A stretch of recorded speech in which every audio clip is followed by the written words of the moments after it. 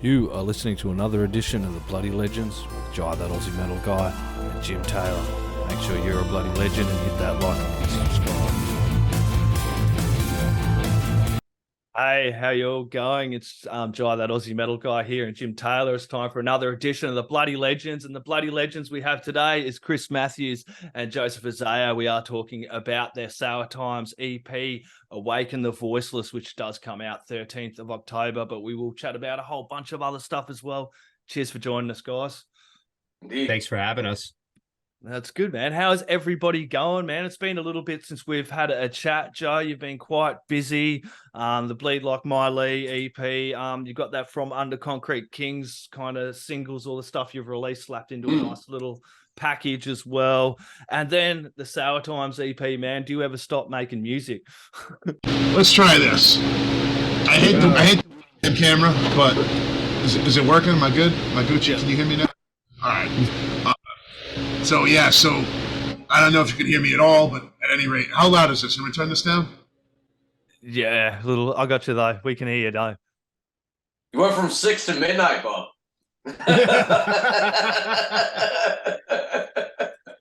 How's this? This better? That's better, mate. That's beautiful. That's beautiful. All right, right on. So the Bleed Like My Leaf stuff that came out last year. So like it literally dropped a year ago, like a week or two ago, and the Concrete King stuff that the year and the year before, working on the next record for that. Mix and master should be coming in my way the next week or so. So we got that coming out slated for this, and like Sour Times. Like I don't know, man. I don't call it do work for nothing. Just staying busy. That's how we do it. And Chris and Ben, Sour Times, like those guys have been super patient with me because this EP was supposed to be done like last year. Yeah. And, with the nature of the beast and everything, but so like we're really excited about it, man. I'm really excited about this record, and but real talk, just like, man, I know we were talking a little bit about it earlier, but now that we we are on the recording and all that stuff, man, just Jai, brother, you are just such a trooper, man, and like just everything you're going through with the health stuff, like really you're inspiring. Like me and Curtis were talking about it the other day, you and I were just talking about it just now, like man, to go through what you're going through and you just don't stop working, man. Like bro, if you played music and you were into that, you'd be part of do work all day, brother, because you do the work. And I just want to tip my hat and just say, like, how impressed how impressed you are, and that we are with you, and how inspiring you are to other people that maybe might not have the guts to take a minute and tell you. No, yes, sir. Much love and really appreciate that. And we were talking kind of before, as I mentioned, like if I can inspire other people that in their last point of their life, I got told I was stage 4 cancer, and the first thing, as I said, don't ever use me as an excuse to write yourself off. If anything, do something positive with your life. And everybody I've lost and everything I'm going through right now, if I can do something positive, and for me, that's supporting the music scene and artists like yourselves, because you all inspire and motivate me too. It goes both ways, and you guys with your music, if you're the same with making music, same as Chris and Joe, like if you can inspire other people with your music, even 1, 2, 3 people, you've done something good. You feel like you've accomplished something. Yeah, man, just like literally, like I almost died in June. I had a blood infection. I got sepsis. I had like an abscess that had to get cut out. Like I was in bad shape, and I got diagnosed with diabetes while I was out of my trouble. And like all this was going on, and I'm just like, look, I don't even want to complain about this because Jai is just fucking beating it down. Like I gotta get out of this hospital. I gotta get going on my shit. Man, like if he can do it, I can do it. So literally, I fell behind. I was in the hospital for like 3-4 days, and I just like hammered right back into it, just with that lifestyle change and everything else, and ain't stopped since. So like, not for nothing, man. You inspired me with just your attitude of like, just like, nope, I'm going to do this. I'm going to keep doing my thing. I'm going to keep doing the work, and I'm going to fight this. And and no matter what, I'm just going to keep fighting, and I'm going to keep fighting until I can't anymore. And just, it's inspiring, man. Real talk, and just, it really light a fire under your ass for sure. It's definitely a better mindset than like kind of turning into some sort of a weird contest of who's more miserable. You're better off inspiring one another to keep pushing forward and keep working, rather than like, trying to make it seem like your situation is somehow worse than somebody else's, because there's always going to be somebody that's got it worse than you. you know. That's what we said, exactly that prior to the interview. Sorry there, Joe. That's what we said as well. You mentioned what you went through, and I was like, everybody has their own battles and their own demons they fight. It doesn't make it any less than what I'm going through with what you're going through, brother. Yeah, but real talk though, I'm on Dilaudid and all these, like, I'm high as a kite, and I got all this crazy shit going on, and I just like seen it posted, like, you're doing this stuff. I actually started like writing emails and like catching up on paperwork when I wasn't too zooted out of my mind with the all they were giving me, and just like really, man, the moral of the story is that you got to make sure that what you're doing, what's important to you, you take the time to do that, because you never know, man. People come and go, and people just drop. With a lot of deaths.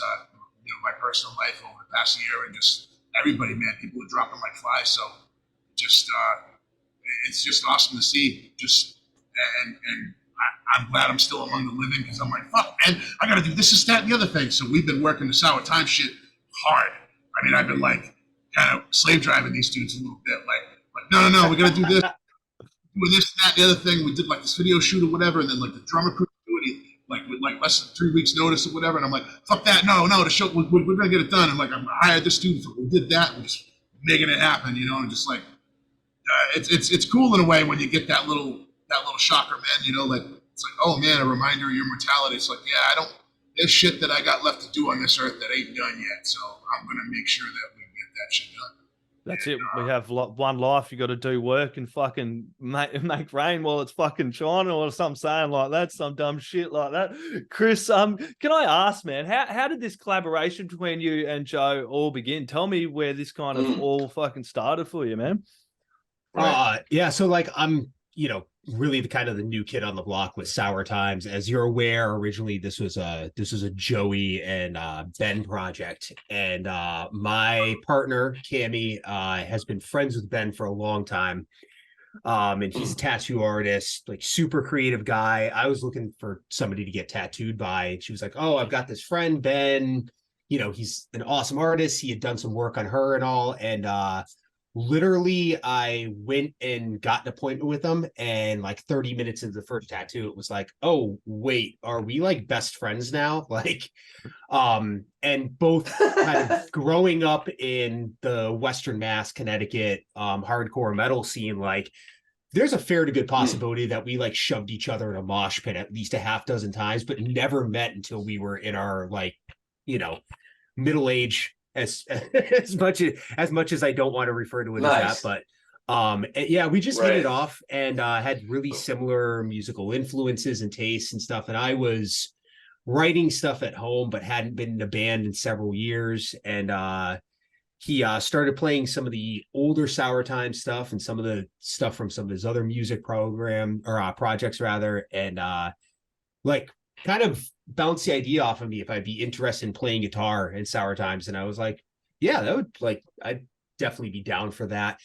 And but was immediately intimidated because he had this backlog of music that he had put up on Bandcamp. So I was just like, I at that point in time was working overnights at a hospital. So I was just like listening to all this stuff going, okay, I've got to learn like 40 songs to impress this guy. And like, I showed up at his place one day with my gear and was like, so I started learning this one song. He's like, I don't want to play that stuff anymore. I got this new shit. And like, it just kind of went from there and all. And ever since then we've been collaborating and writing, and it's awesome. I mean, like, it's really great working with two people that like are so hyped on the same things that I am. Because as anybody who's ever been in a band can attest to, like, oftentimes it's more of a benevolent dictatorship than a group effort. You always have that one person that's more or less like the point person making decisions. And I've been in bands where I've had like, vocalists tell me that my riffs are garbage, or I've like come in with lyrics written for a song and people have been like, talking those down, stuff like that. So I've gotten used to kind of taking a backseat role in a lot of bands and stuff. And like Ben and Joe have just been, like super amped on whatever it is that I'm bringing into the equation. And it's awesome. This has just been a wild ride so far. And it must be fun working That's with people beautiful. that are highly motivated and want to work, you know what I mean, and lay down stuff. Indeed. Yeah, I just, you know, Yeah, I got to chime in on this there. First, you got to drop that Y, Chris. You know, only my mother really calls me Joey and gets away with it.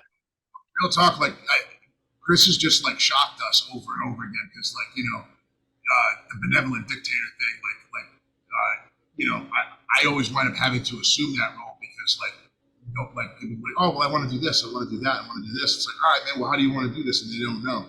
Or, like we plan it and it don't work. It's just like, Chris has been really awesome because, like, we'll have holes in the web of me and Ben of, like, the things that we're doing, and Chris just kind of finds out where those are, and he just puts himself in there and, like, takes stuff off the shoulders, and, like, and it's really clutch. Like, I've never had that before. What's you know, one of the things, like, Ben and now Chris is like, I can count now. I have to go to the second hand out of all the bands I've been in where, like, I've had members in the band that, like, were doing stuff and that were, like, willing to work and, like, willing to contribute and, like, just willing to get along, for Pete's sake. Like, yeah, all right, cool, man. Like, well, how can I help? Or, like, hey, I was thinking maybe we can do this. Sweet. How can I help? Like, literally, he's number 6, and I've been at this racket a hot minute. So Yeah. it's been pretty nice, and just the only thing that sucks is that, like, Chris and Ben really are, like, fucking best friends now. So, like, I'm just kind of like, I'm like a satellite or a moon that's just around their sun. Like, it's just like, you know, I'm just orbiting and just watching them, like, do all this cool shit. Just like, they invite me from time to time, but I'm just like, man, it looks like so much fun. I wish I didn't live 2 hours away. So, oh shit. But it's been rad, man. And, like, you know, we've got some session players come in and, you know, take this whole thing to a live thing finally. So my first show back in, like, my first live performance in probably, like, almost 4 years now is going to be with Sour Times. Oh, nice. Yeah. Friday the 13th, we booked our CD release show. I'm still putting the lineup together. I'll have that ready the next few days. It's going to be at the Fet Music Hall in Providence, which is my stomping grounds, Providence. Nice. Yeah. And, yeah, man, looking forward to it, man. It's going to be mayhem, you know. That's got to be just a little bit of pent up energy. Yes. There's blood in the water. Let's go something. So what's the songwriting process go for you guys, Chris and Joe? How do you use Sour Times work out your song structures? And tell me a little bit about the process and in particular for this EP. As far as things go on me and Ben's end,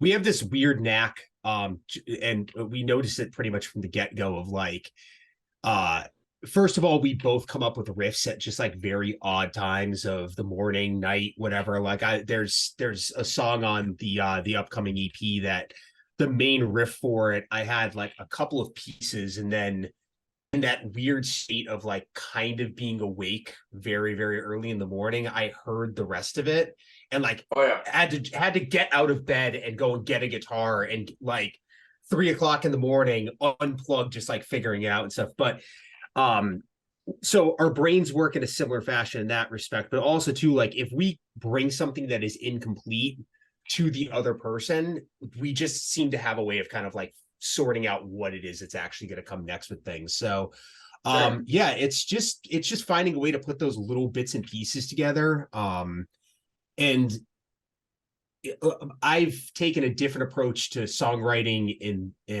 this project because I don't feel compelled to come in with an entire song written. If I just come up with 1 or 2 parts that are really solid, I know that I can bring it to Ben and be like, you know, this is what I've got going on right now. And we will just sit for an afternoon or a couple of afternoons and, like, hammer out the progression of things, record everything that we can, cut stuff out, put things back in, sort stuff out and everything. And it just happened really organically. Like, I feel like every other band that I've ever been in, the songwriting process turns into a chore at some point in time where you're trying to you're trying to come up with something that sounds good and it's not happening naturally, and that we haven't been running into that. It's just kind of just solid piece of music after solid piece of music coming out of it. It seems to be very, very organic. Awesome.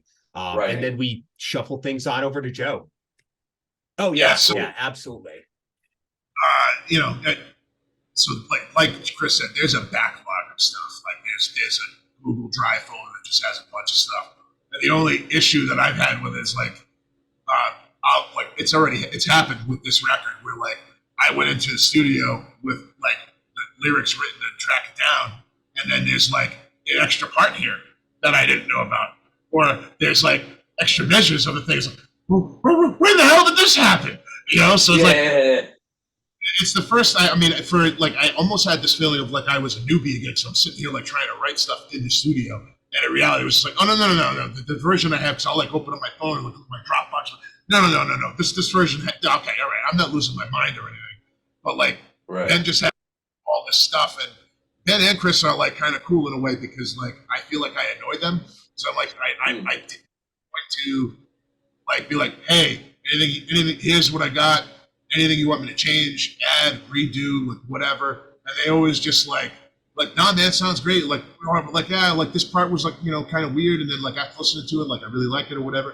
And it's just like, it's so hard to be like, man, give me something to do. Like, it just winds up being very organic in that way because I'll just like kind of, write to what's delivered to me, which is usually what I do. And it's just been pretty much for the most part, like it's just worked out. And that's kind of nice too. It's just like for me, because I have so much going on and there's so many projects, and then just my life is just so busy. It's like I have to find time in my week or month, and then like I've got to knuckle down and just get it done, whether I'm in the creative mood or not. So like I'm fortunate in a way just long enough that I can summon that on command. But the Sour Time stuff has been the easiest out of everything that I've had to do that for. For instance, I'm working on a couple of things with Chris Norris from Darkest Hour, and I'm just like hitting a brick wall with it because I'm just not able to summon that at command because they're just like crazy intricate songs. Plus, it's Chris Norris, man. Like, it's kind of a big deal. So like, like I'm just kind of sitting like, it's not like that with Sour Times. Like, oh man, yeah, this makes sense. This makes sense. Oh yeah, I'm gonna try this. I'm gonna do this. And then like, hey man, it's like I want to make sure you guys are happy. I will go back into the studio if I have to. Just like let me know, like there's something you want me to try, whatever. Like, oh, that sounds great. Everybody's just always so excited about it that we just keep moving on to the next thing. It's been kind of rad. So that one thing that you go, Chris. I was just gonna say really quickly too that like Ben works at an insanely fast pace, and like I have had to learn how to keep up with that because, and I don't mean this in a negative way at all, but like if you don't keep up, like you're gonna get left behind, like, and it's not like it's not coming from like a bad place, but like he's ready to work basically 24 hours a day, and like you gotta be willing to keep that pace up with him and all. So like that's also been a little bit of a learning curve for me, but like I'm fucking here for it. Like nice. That's like 20 tracks deep. Like he's got like folders for his other projects like that, like are 20, 30 tracks deep. Like he's just a creative fountain. And he can play a few instruments, can't he, as well, Joe? Right. Like it's almost kind of intimidating in a way because I haven't seen him not be good at something besides vocals. Like, and he's not bad at vocals or anything, but it's just kind of like he doesn't really know what he's doing. So like, whatever. But just like every single thing he does, he can draw, he can paint, he can tattoo, he can play drums, he can play guitar, he can play bass, he can mix, he can master, he can edit, he can do video stuff, he can do photography. Like literally, like the guy is just a creative powerhouse. But he can't shutter it. So like he's just going. And like I like Chris has been keeping up. I have been left behind. I still have like I got like at least 12 more that like are certain Sour Times tracks that I've got to write and record for. And I don't know when I'm going to find time to do this. So like, I'm just glad that we're doing stuff with this. Like, yeah, I've been doing this stuff, and like we're booking this, and I'm doing this. So it's okay that I haven't like caught up yet. That's awesome. That's going to be a great feeling for Chris and for Joe. you guys having this kind of collaborative feel in the band where all three is actually contributing to Sour Times, and the future looks bright. This EP, Awaken the Voiceless, is an absolute ripper, man. I do like the opening track as well. I've been blasting this the last few days. This kind of seems like a really good track that a lot of politicians could take into into the coming election. Yeah, people have a profit. I just, it's one of those things. Like as a rule, I've always stayed away from political stuff. Just for like polarizing. Like I want to write stuff that connects with the most people emotionally as possible.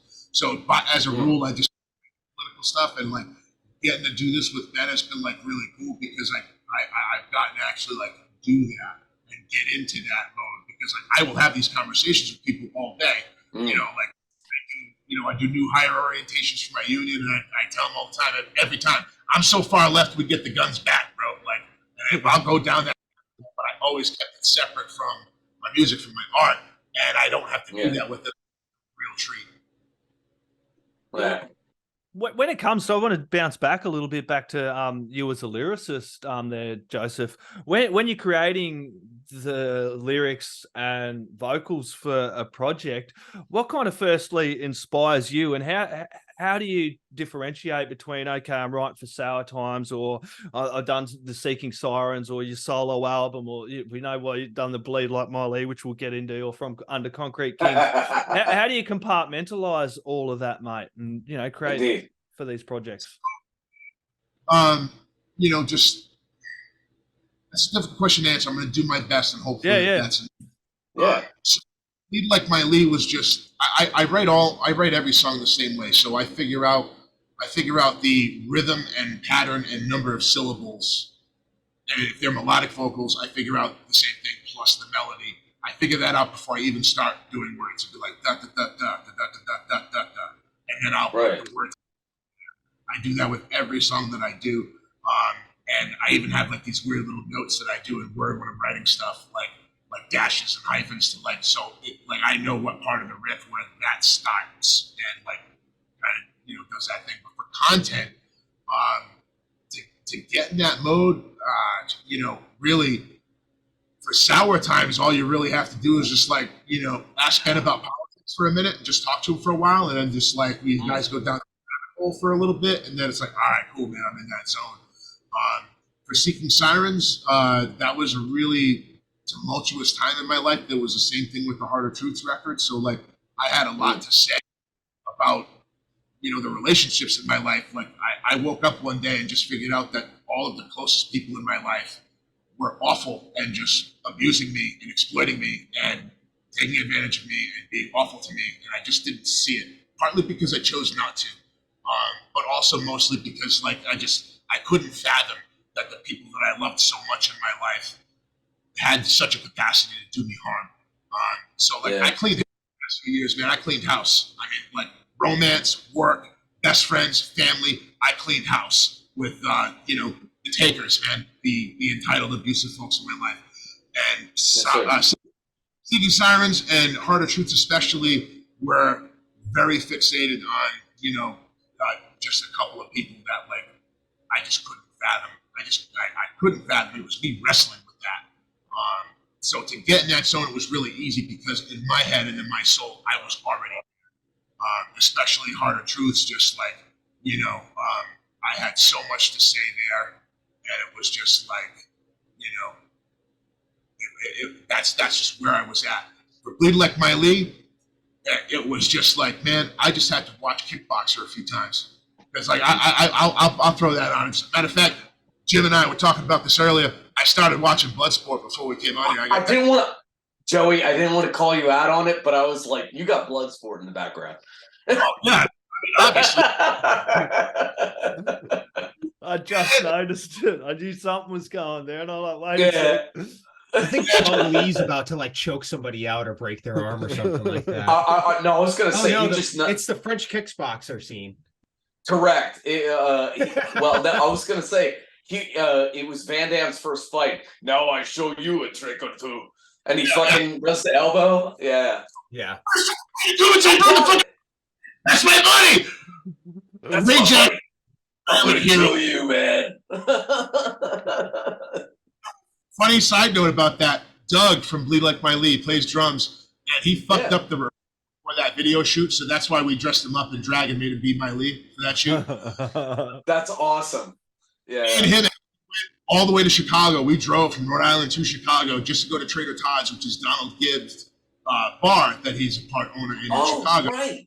Yeah. And Uber beer back in the day, whatever. Me and him drove all the way out there just to go on the off chance we'd meet this guy. Found out halfway through he wasn't going to be there. Caught him at a Comic-Con in Rhode Island like the following year, and just so like Doug seen him first. There he is. So we go and talk to him. And just like, see, one of those dudes that he's an actor, but like he just plays himself. So he's like, "What's up, dudes?" And just like we want to rap with him. You know, we got his autograph, whatever. Got pictures of him. So I actually have it somewhere. That's so cool. Me and Doug and Donald Gibb just like we were starstruck. And there's like all sorts of people there, movie stars. Like we just didn't even give a shit. It was like, "Oh no, man, we're going to see Donald Gibb. We got to see this guy." And just, but yeah. So you know, Jim got me in the head about it this afternoon. And I was like, "Yeah, man, it's about time for a rewatch of Bloodsport." You know, if nothing else. And also another thing I know is that Chris Matthews is a martial artist, formerly of some renown. Like dude's like hardcore and shit. And I didn't find out until like a couple of weeks ago. So naturally, like I've been tattooed by Ben, and we're talking, and I'm just like, "Oh man, dude, next time I see him, I'm just gonna run and grab him and pick him up and like run away with him and shit, just to see if his reflexes are still there." And like, you know, it's like, and so I picked him up and he was fine with it. And then like, now has been like every now and again, I'm like, "Yeah, you can't fight for shit," but like my ass and just completely destroyed me. But like, I've got to. Obviously, if I fuck with you, that means that like I really like you, and that like so naturally I'll be like, you know, I gotta fuck with Chris because I really like the guy. I'm like, "Yeah, you can't fight for shit," you know, even though he's just handing my fucking ass, no problem. I gotta plant that seed in his head of like, I don't know, man. I don't know if you got the skills anymore, dude. Like, I don't know. It might be a little rusty there, sir. Might need to do a blood sport next time and have Chris in there as they're doing the moves, mate. This is already there was already a band that like did that called Bloodsport. They already went down there. Well, fuck that then. Yeah. So, like, but what was really cool is that like I got to meet a few like really amazing martial artists doing that. Sensation. He's like he's like he does MMA, like he fights like fights all the time. I see him all over the place. He goes all over the world. And the other guy, Kurt Benoit, and Kim Gillette at Gillette MMA in Tiverton, Rhode Island, which is my hometown. That's where I started. So I'm like, all right. And he's like, "Yeah, I know a couple people. I'll get you situated." He just got me in touch with these dudes, and it was just like, none of that would have happened without him. Because me and Doug and like all his Diasite guys back in the day, we would literally sit in a practice space, not in like this room, and just watch that shit after practice and joke about, fantasize how we were gonna do this, and like and all this crazy shit, and like, and we got to like do that and like have like a cloud talk kind of fantasy and actually do it. It was amazing, and like nice. Some of the best metalcore stuff I've ever done, and of course it had to be for a fucking joke record. But you know, such is life. It was a killer EP, but I'm coming back to that kickboxer and movies like that quickly, like touching on that. They kind of inspired a lot of that MMA that started kind of, you know, got people interested in this, you know, in the early days of the UFC. I remember I'm a massive UFC fan as well. I watched that all through. It was like, you know what I mean? The big dude against Royce Gracie, and he'd come in and just fucking jiu-jitsu all over the fuck of them, man. It wouldn't be what it is today if it wasn't for Jean-Claude Van Damme and like Ralph Macchio. Real talk. Yep. Real talk. Yep. Yeah, definitely. Yeah. What do you think, Chris? Yeah, I mean, it definitely played a huge part in like the popularity of that and all. Like, I mean, anybody that's seen what the original first couple of UFC events were like, I mean, it really was it like the Wild West. I mean, you would get like the one that always sticks out to me the most is there was a guy that I believe was like, he was a larger dude, and I remember him just kind of like running across the octagon, throwing strikes, and this other dude just kind of waiting and drilling him straight in the mouth, and like he knocked out like 3 or 4 of his teeth, and the dude just dropped. And I was like, I know exactly. That's that's how that goes. Dude, that it was I want to say his name was Tila Tuli, and he was a Samoan fighter. Yes. And the guy who knocked his teeth out was Dave Beneteau, and he was a kickboxer. You're right. And that's totally my dad and I rented it. It was the early days of pay-per-view. And he was like, Jim, let's just rent this. And it was funny because we saw it was Tank Abbott was a fighter. Yep. At it, and it was truly, it was way before you had MMA. It was literally a discipline versus discipline. Yeah. So you had a boxer versus a judoka. It was sorry. It was blood sport. It's a kumite. Yeah, that's it was a straight kumite. Yeah. And then Hoist Gracie no one knew how to control Hoist Gracie. He'd take a shot to the face, and then he'd be like, "That's fine." And then as soon as he got a hold of like a limb, or up here, it was done. It was done. It was game over. And it was game over. And the first MMA fighter was Ken Shamrock, who did everything. And amazing. Yeah, and like that if like Limp Bizkit is doing a shout out to a guy like that, he's got to be worth the salt. Right. Straight up. Ken Shamrock, and I'm like, dude, real talk, friend, you got it right. You're like this motherfucker. Yeah. Who was the Russian? Oleg Taktarov. Yep. And he was Russian Sambo. No one messed with that guy either. And he was pretty close to being well-rounded at that point. Yes, that he had striking experience and submission, could wrestle too, had like a cinder block so he could take a bunch of hits to it. Could take a hit. Really be faced too much. Yeah. It was a free for all almost. Yeah. Yeah. Did you guys? And then like I just got bullied even more at karate, but they had Super Street Fighter 2 and Mortal Kombat. Oh yeah. Arcade style in the dojo, so I'm like, yeah, man, you can fucking bully me all you want, but let's go fucking do that MK, bro. I'll show you what's what. Yeah, right. Let's go do that. Zero. Like kind of like last UFC thing that I wanted to mention.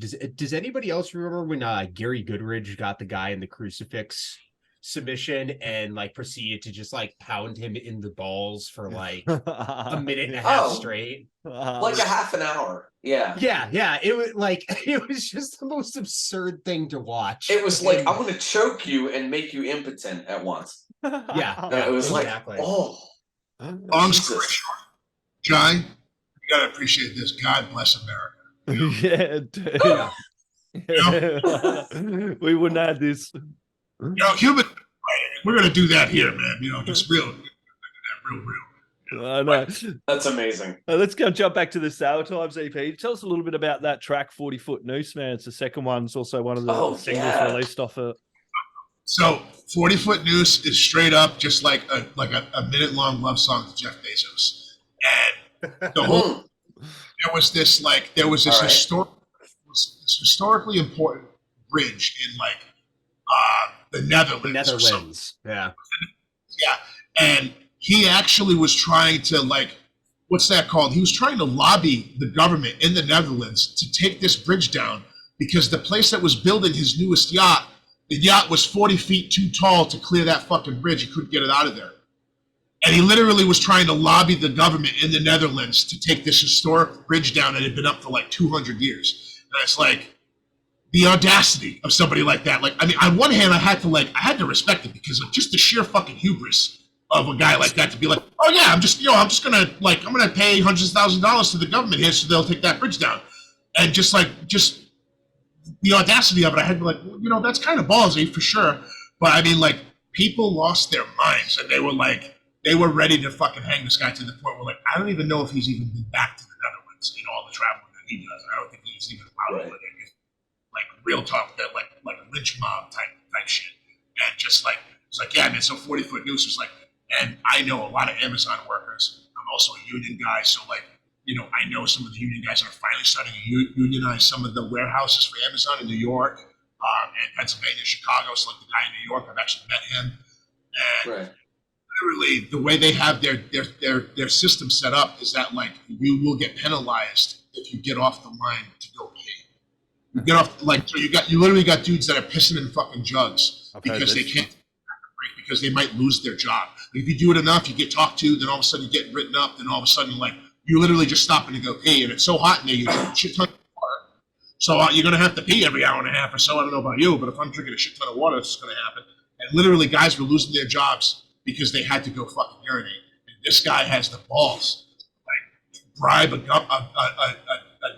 nation's government to like take down this historic bridge. It's a beautiful bridge, just because his been underneath it. It's like, dude, somebody gotta shoot you up, man. It's just it goes beyond like somebody like that. You can't teach them the right way. They're so far gone in their personality or lack thereof, and complete lack of empathy that like it's like a rabid dog, man. There's just no other choice. It's like, hey, man, it sucks, but you got to go, you know.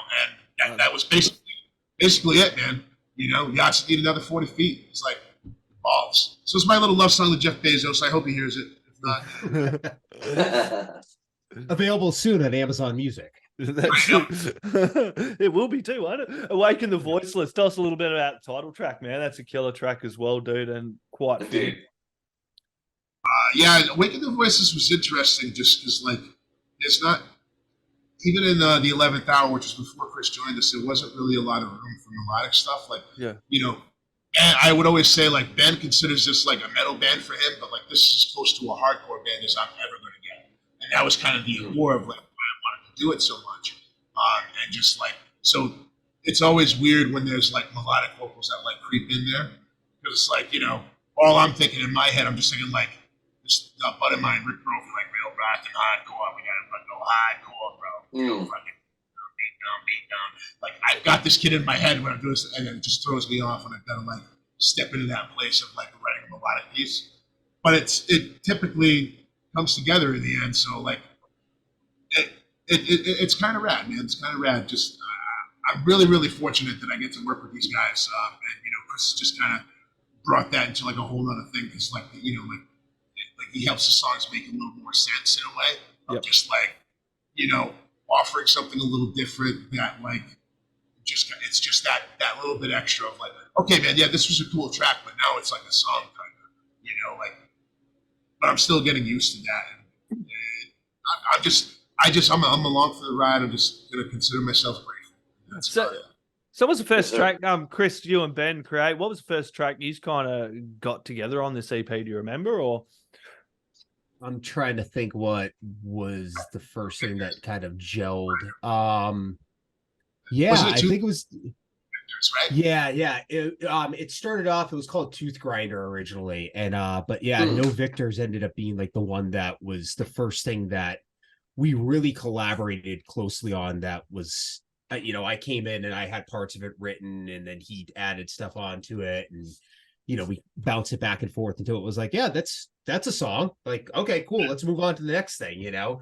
But on for that for a while. He like really had a hard on for that one for a good minute. And I was like, dude, I know. He's like, man, are you tracking this next? I'm like, no, I just finished the lyrics, man. I'm doing this and this, and then like next time I go, I'm gonna do this. You know, real hard on for Tooth Grinder. I'm like, don't worry, man, it'll be worth the wait. Just like, it was such a cool banger of like, just it had everything. I just, man, like.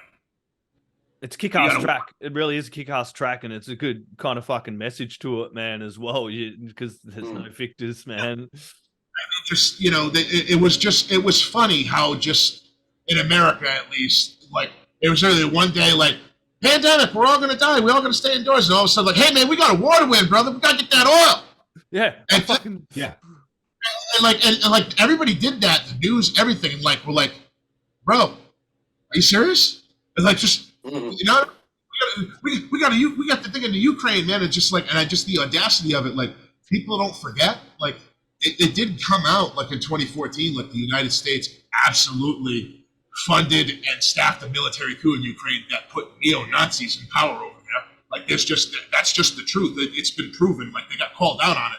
and all this stuff with Russia. I'm sorry, man, but like, I wouldn't, if I was Russia, I wouldn't have negotiated 8 years to try to get those guys out of there and resolve border issues. Do you think if that happened in Mexico, shit, and if that happened in Mexico to the United States, 8 hours would have went by and it would have been boots on the ground going and handling their business. And, you know, like, not to say that Russia's a good actor in any way, shape, or form, but like, I mean, they did try to negotiate this for like 8 years before they finally did anything about it, which is more than I could say. Like, we wouldn't have waited 8 hours. We would have been right over there, like, kicking ass and doing the thing, because America, you know? I just like asked the other, just like, you know, this just happened. Like, what are we doing? Like, yeah.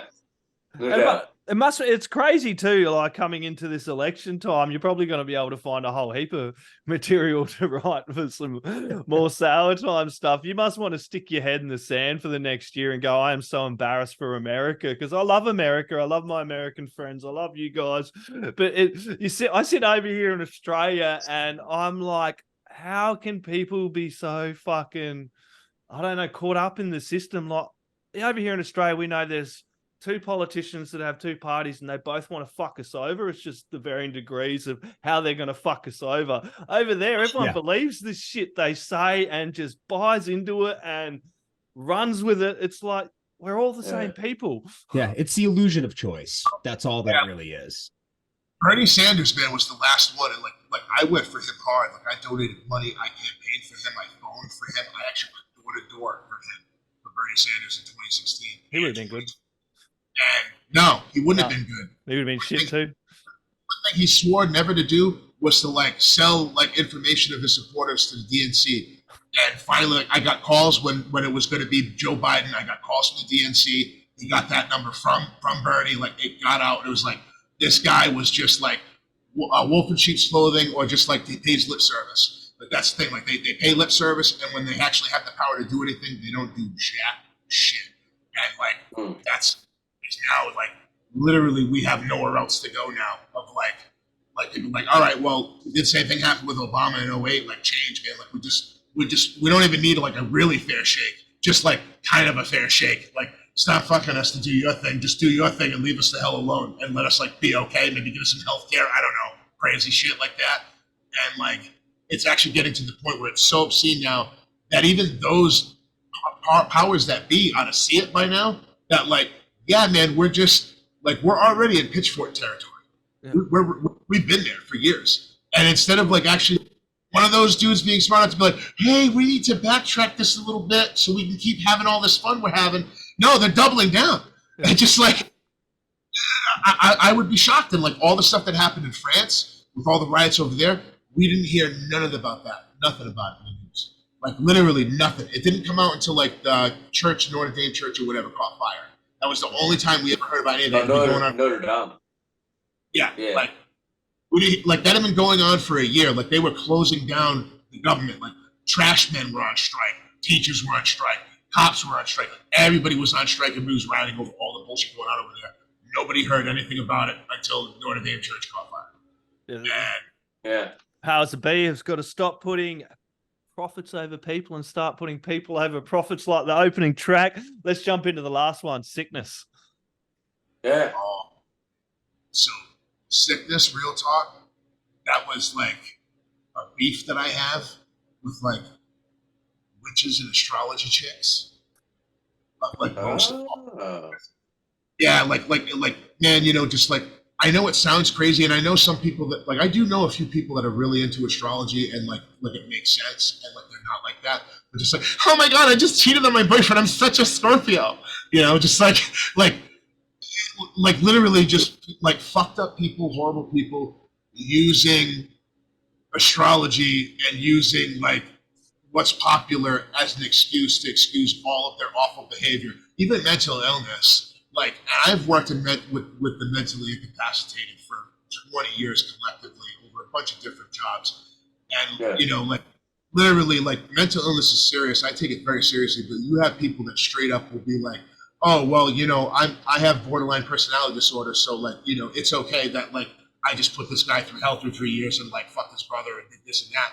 And, like, it literally is a sickness in society as a whole of, like, whatever is going on, they can be like, oh, well, so-and-so celebrity's doing this, so it's okay that I do it. It's like, no, it's not okay. And like, like the sickness is really not only just that, but like when you if anybody actually says anything to that effect of like, yeah, no, I'm sorry, but you know, as a professional that works with the mentally ill, no, your mental illness, like it gets taken into account, but it in no way, shape, or form will ever excuse your behavior in my eyes. No, like, you still got to take accountability.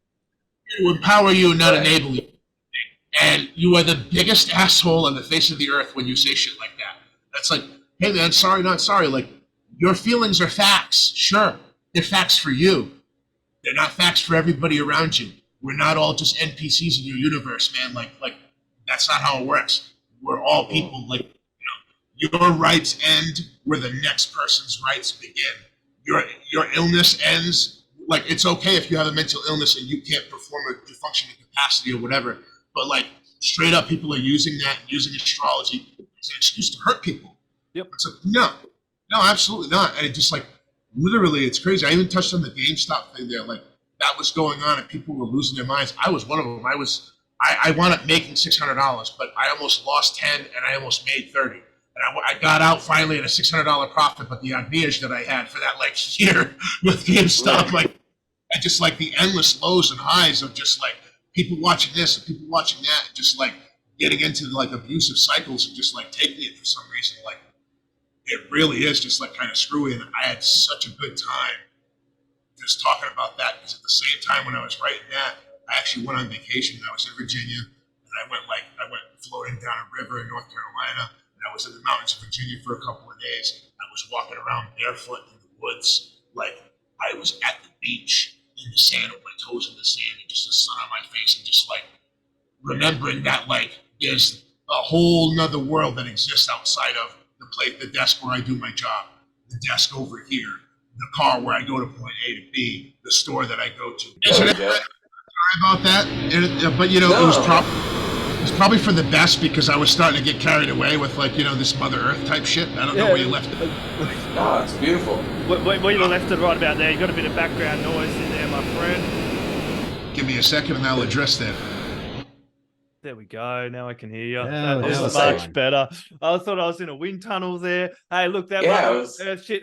It come to a good message. Sickness, man, as you were saying, people need to take accountability for their actions, not just go, oh, okay, I'm a Taurus, I'm a stubborn cunt, and fuck everybody else, or I'm a Virgo, or I have schizophrenia, so I can just be a piece of shit, or an alcoholic, or a drug addict, or anything like that. You got to take accountability for your actions. You can't just go, oh, I was drunk, fuck it, you know, I was a total prick, you know what I mean? And that's something I've always said too. So, the astrology off the most though, because they're the ones that are like the nature freaks that like, oh, they're in touch with the stars and all this shit, and like the moon and all this stuff, and I love all that shit. It's like you ever actually take a minute and just like go outside and breathe in the air and just like look at the stars at night and like think about how, you know, your problems, as big as they are for you, like all of that really falls away when you realize how small you are in the universe. Like, you know, you say that to some, like I've literally said that to two girls, and they looked at me like I had fucking discovered sliced bread. Like, and like, oh, I'm such a Sagittarian. It's like, you know, that's all based on like the stars and the planets. You know, when you go outside at night and it's not cloudy, you look up, all that shit up there. Yeah, that's what that's all based on. You should actually like get outside once in a while and go take a look.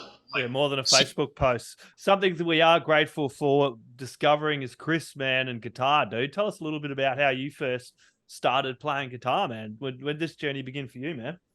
I started, so I grew up with a father and a grandfather that both played guitar. And actually I found out later on as I got a little bit older, my great grandfather did too. So it's kind of like this multi-generational thing. You know, like one of the earliest memories that I have is sitting in my grandparents' living room and listening to my grandfather play Johnny Cash tunes on an acoustic guitar. And I tried to learn how to play a couple times when I was really young, but had a really difficult time actually like applying myself to practicing and stuff. And then when I was probably 12 or 13, I think, my best friend started getting guitar lessons from my dad.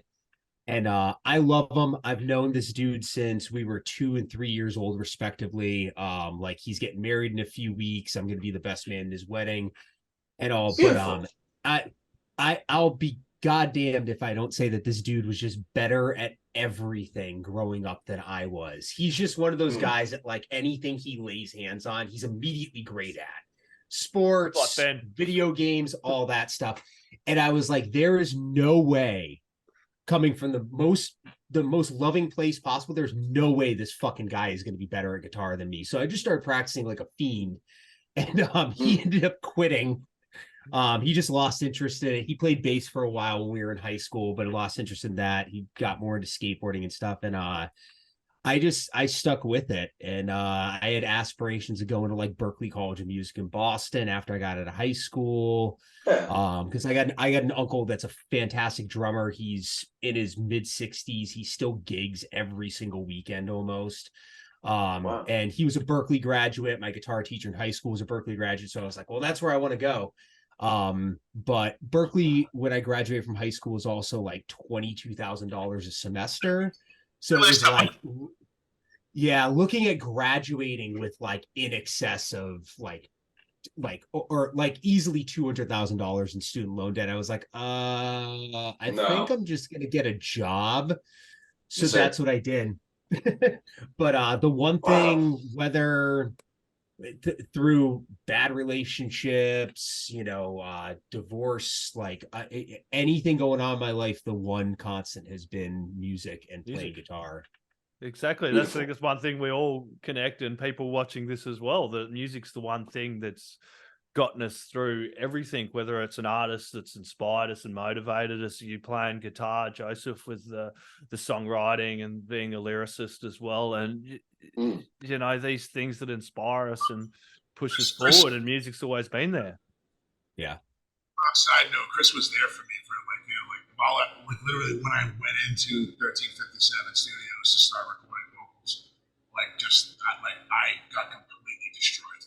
I mean, I felt the worst pain of my life. I'm still recuperating and recovering from it, and my whole life has changed. And Chris was kind of there when that was all going on, and it was kind of cool because him and Ben, I normally don't talk about my personal stuff.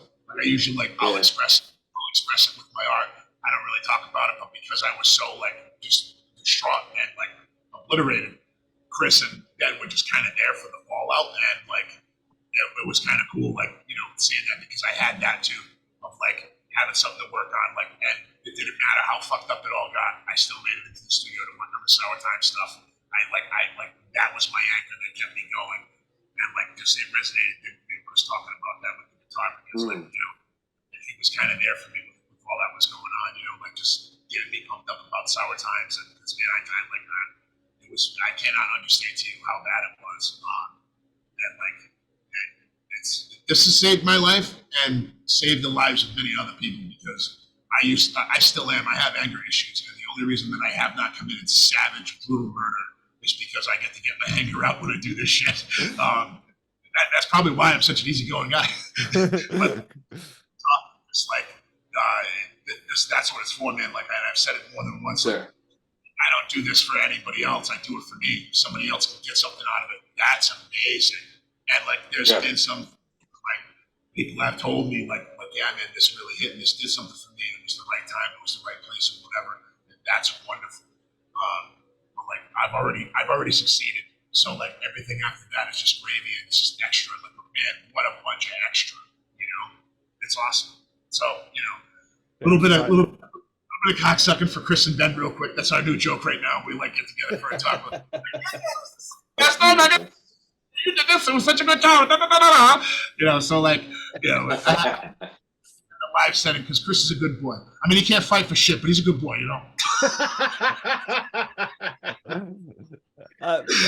It's gonna keep coming back to that. I can tell. It will. Coming back to you, Chris.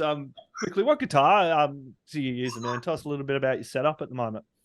Yeah. So as far as amps go, I'm running a 6505 plus. I have a modded one. The original 5150 was kind of based off of a hot rodded Soldano SLO. And the circuits are very similar. So local amp tech was actually able to mod mine, so it's got a little bit more of a Soldano voicing to it. Because Okay. I didn't want to have my amp sounding exactly like every other dude in heavy music's amp. You know, you can mess around with tubes and speakers and stuff like that and everything, and different cabinet sizes and woods and all, but you know, it kind of does start with the amp that you're using. So I'm running that into for stage is going to be a 412. I got a mixed set of speakers in there. They are all eminent speakers, but there's two Swamp Things, and I'm drawing a blank on the other two right now that are in there, but I got them kind of in X pattern. So you're getting the full range of tone all the way around, depending on, you know, no matter where you're standing in front of it. And then boosting it with I've got I built myself a clone of that Fortin 33 boost pedal. So I got that running into the front end of it. Noise suppressor, you know, a couple other random things. One of the hobbies that I picked up during the pandemic was I started getting into building my own effects pedals. So I've got two on the board that are one. Yeah. I mean, I haven't designed a circuit from scratch, so I've basically built up like cloned printed circuit boards. I was gonna say I'd love to try something if you're building your own pedals. I would be totally in. yeah, no, we do. Yeah. I mean, we can figure out a time to talk about that. So absolutely. Sorry, not to yeah, take away from you. No worries. But yeah, so I got a couple of boxes on the on my pedal board that are ones that I've built up myself, you know. So I mean, even though they're clones, they're gonna have different voicings from the actual mass production models and everything. That's cool. And then for guitars, for any of our stuff that's in C standard, I play an ESP V, like the King V style one. EMG 8185 in it, pretty standard pickup setup. That one there has just got string through body. I think it's a 25 and 3/4 inch scale length. So I use that for C standard stuff. That's a 6-string.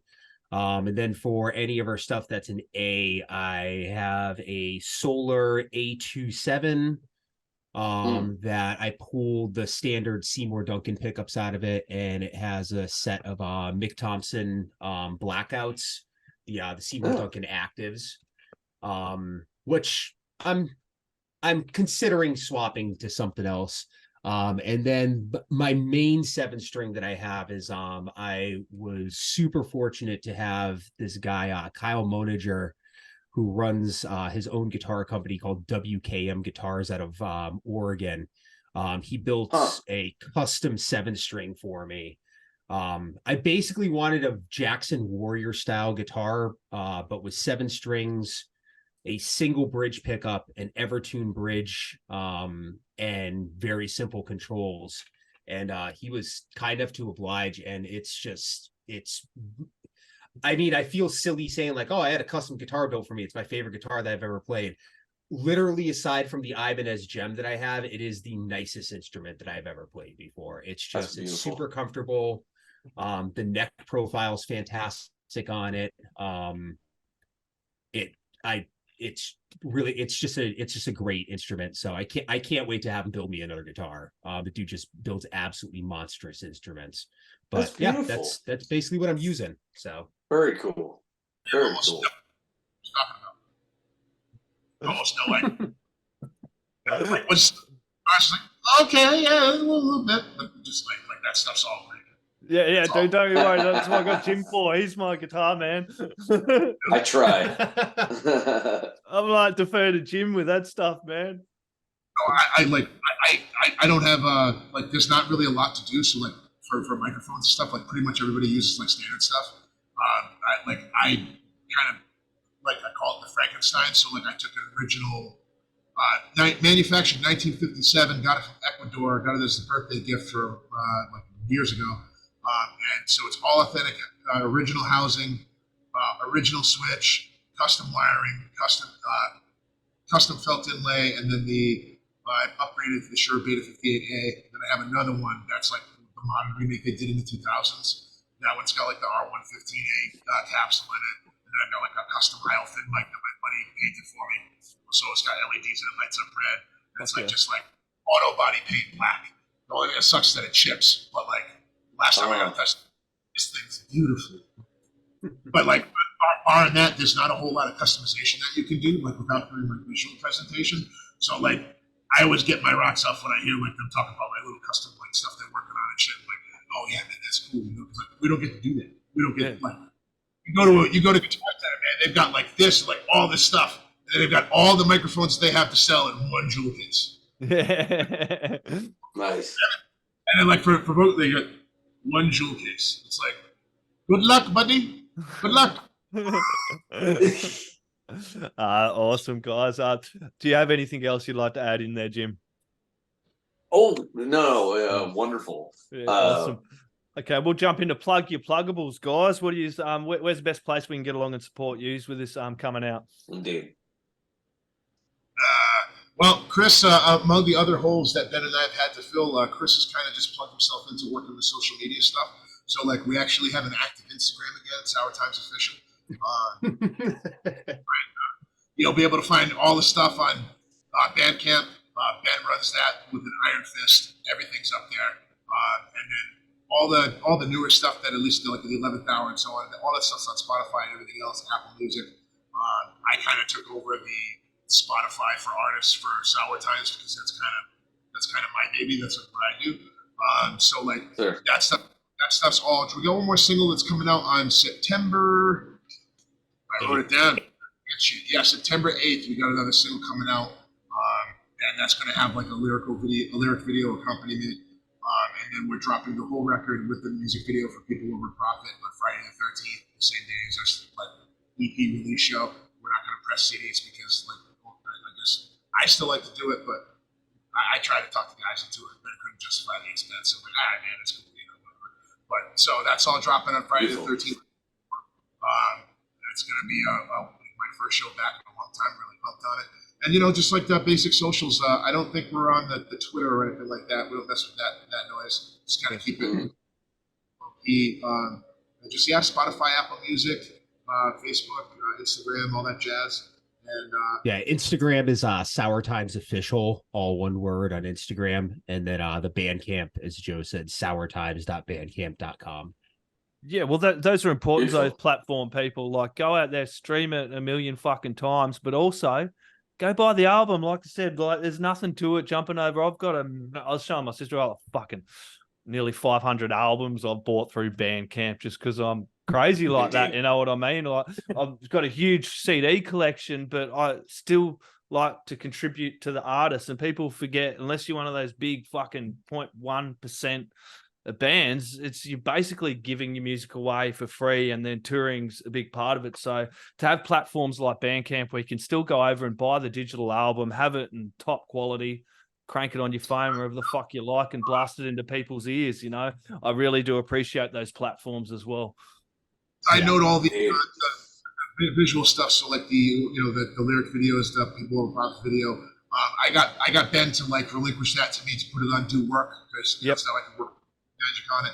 So that's all going to be on Do Work YouTube channel, which I think is youtube.com/dowork. That's it, and some killer film clips over on there too, guys. Look, this has been an absolute pleasure. Always great to catch up with you, Joseph, man. Much love, brother. It's great to meet you, Chris. Do you guys have any last words, shout outs, thank yous, or anything else you'd like to add in there? Thank you. Go ahead, Chris. Oh, I was just gonna say, just if anything that you've heard on here it appeals to you and you want to hear some new music, definitely check us out. And thank you very much for having us on. This has been awesome, dude. Thank you guys. This is amazing. Yeah, man, for sure. Thank you for having us. It's always a pleasure, Jai. I think this is my third or maybe fourth time on the show. Third time. And just it's always a pleasure catching up. And shout out to Ben. Like he was going to join the thing, and just like he was like, "Yeah, man, I'm kind of out of it. I'm gonna stick this one out." So I got to make sure I check on him in the morning, make sure he's doing okay. But I always like to thank Ben for even thinking to reach out to me and like have me be a part of this because it's been really cool. Thank Chris as well for just kind of coming along for the ride and making things easier and just making things cooler with his own style. And everybody that's listened thus far, man, this stuff's kind of done pretty well, like, you know, metrics wise so far. So like, you know, that's always a thing that makes me happy, and I really appreciate everybody that gives a shit enough to listen to what the hell I'm doing. And you know, again, last shout out, just real talk, Jai Anderson, man, because like, what a fucking trooper, man. I cannot understate how inspired I am by you, and how impressive it is, everything that you're doing. You're still working every day, and man, I think about it often. Like, I want this fucking dude to be all right. I want him to get through the shit. And like, real talk, man. Like, you keep on fighting, man. You got to. And I know you can do it. And I wish you well. I wish you the best. And if there's any way I can help, man, you know, just reach out. Because real talk, man. Like, it's so inspiring. Like, really, real talk. Absolute love and respect, guys. Absolute love and respect. Thank you very much. We'll keep trooping on. Everybody grab the Awaken the Voiceless EP. It does drop 13th of October. There will be another single drop before them. You can catch Sour Times, what we've got, Awaken the Voiceless, the 11th Hour, The Course of Empire, The Ill Wish, Volume 1, 2, and 3, or you can catch him doing Seeking Sirens, his Heart of Truths album, Under Your Name, Joseph. We had the Bleed Like My Lee, the Nooksul Cow EP, which is a ripper, From Under Concrete Creams, a whole lot of stuff out there. Get amongst it, people. Go support your scene. Cheers, guys. Thank you. Oi, you're tuned in to GOJIRA, that Aussie metal guy, so make sure to hit that like and subscribe button so you don't miss any of his sick content. And remember, stay brutal, you legend.